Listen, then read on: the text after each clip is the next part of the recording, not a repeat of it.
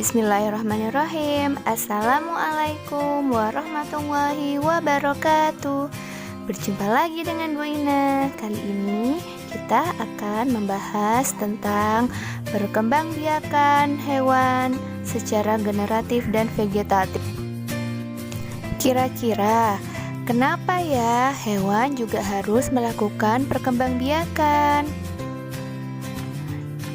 Benar sekali, hewan perlu melakukan perkembangbiakan guna memperbanyak populasinya sehingga tidak punah karena habis populasinya. Yuk kita simak video setelah ini. Binatang punya anak, namanya berkembang biak. Makin lama bertambah banyak yang langsung beranak. Sapi, kambing, gajah, badak, ada yang bertelur dulu. Ayam, burung, ular, dan katak, dari telur menjadi anak.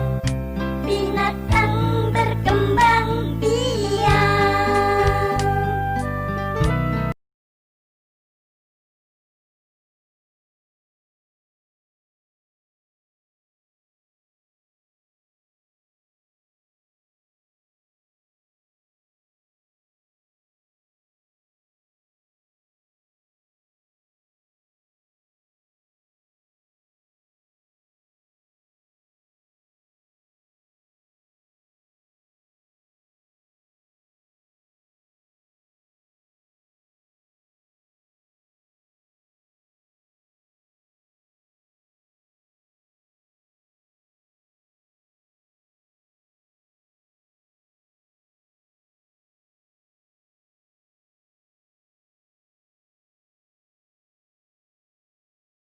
Basal disc for attachment and a free distal or oral end-bearing mouth and circlet of tentacles.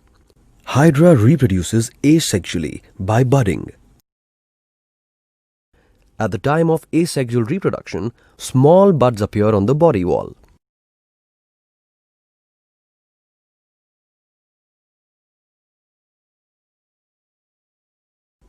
As the bud elongates, a mouth opens at its free anterior end, followed by the development of tentacles at the base of the oral region.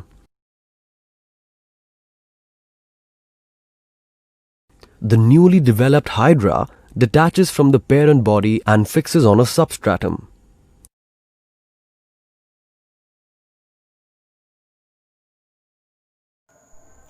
Setelah melihat video barusan, perkembangbiakan pada hewan kira-kira ada berapa cara ya?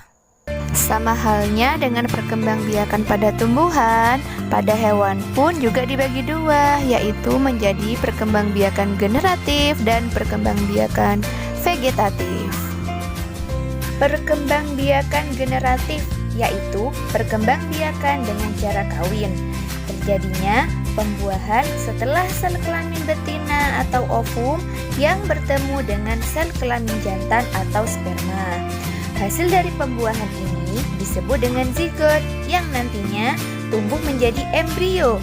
Embrio inilah yang kelak menjadi individu baru.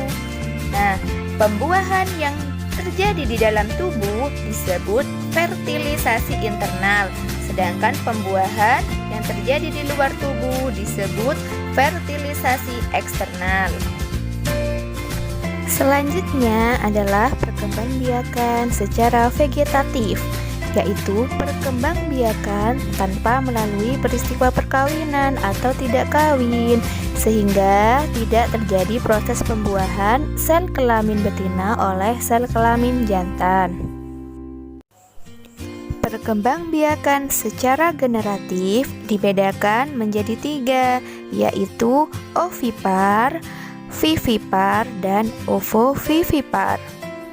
Selanjutnya, perkembangbiakan secara vegetatif dibagi menjadi empat, yaitu membelah diri, tunas, fragmentasi, dan partenogenesis.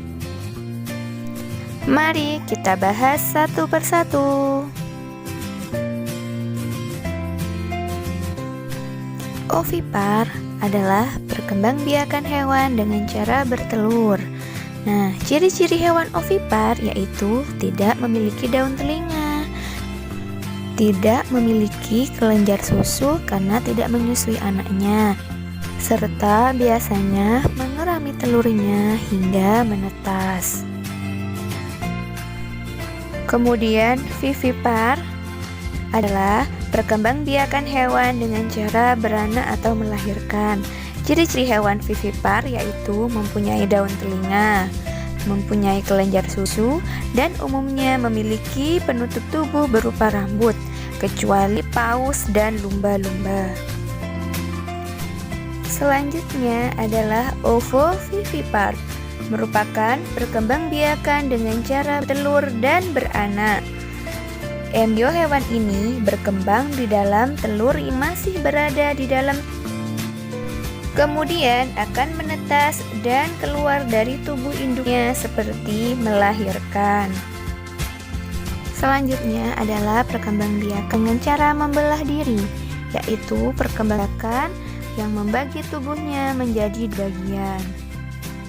Contohnya adalah hewan amoeba.